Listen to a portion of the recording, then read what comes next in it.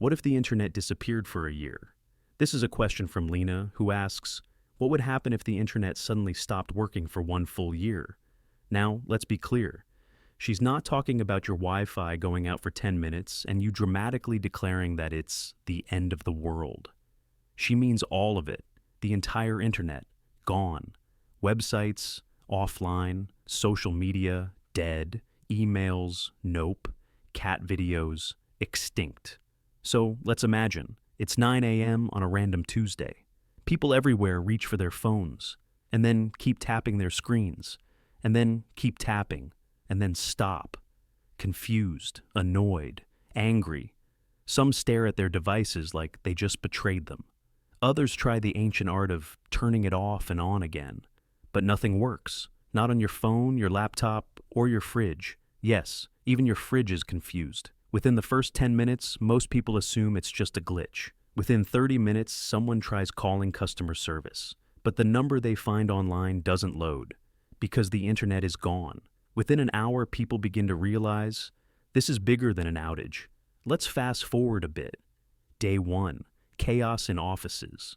People awkwardly walk up to each other and speak with their mouths. Group chats are replaced by actual groups chatting. Someone tries to send a physical memo and asks, do we still do this?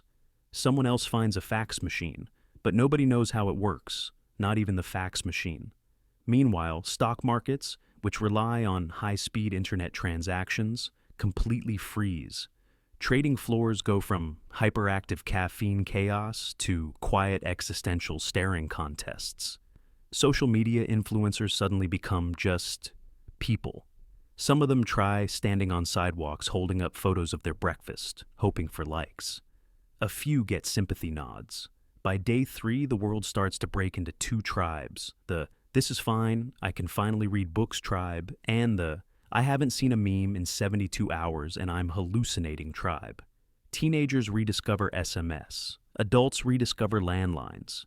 Children are forced to entertain themselves using only their imaginations, which, it turns out, still function.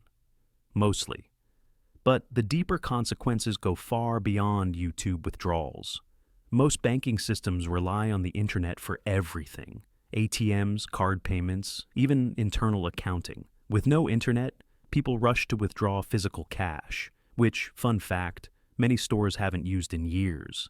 That local coffee shop that only accepts mobile payments, it becomes an actual museum. Air traffic control systems, internet, package tracking, internet, medical records, guess. So, yes, your hospital appointment is now written down on a post-it note by someone named Steve, who hopes he remembers where he stuck it. And then there's communication. Governments, corporations, even militaries rely on encrypted data transfer across the internet. With it gone, things get tense. Countries start sending messengers with handwritten letters again, as if it's 1825. Diplomats relearn cursive. Global politics becomes one long, slow pen-pal exchange. 6 months in, something strange begins to happen. People start talking more, not just at work or at dinner, but to strangers. Public spaces come alive. Libraries become relevant again. Encyclopedia sales surge. Local musicians become popular in actual local places. People make plans, and they stick to them, because they can't text, "Sorry, I'm 5 minutes late" anymore. They either show up or vanish mysteriously like in the old days. Children born during the outage grow up without baby photos on the cloud. Dogs are walked more often, simply because they're the only ones in the house who still seem to know what they're doing. And then, finally, the year ends. At exactly the same moment it disappeared, the internet comes back online. Instantly, every phone in the world explodes with notifications. Billions of emails flood back. Group chats come back to life like digital zombies. One guy, who thought his crush ghosted him, finds out she just didn't have Wi-Fi. They date. Briefly, memes return. So do trolls, so does spam, so does everything. But something's changed. Not everywhere, and not for long. But some people hesitate. They take a breath. They don't open 10 tabs right away. They remember how nice it was to not always be online, to sit with a thought, to hear birds instead of beeps. And then someone posts the first viral meme of the new era. 2025, the year we turned it off and turned ourselves on. It gets 18 million likes in one day because some things never change.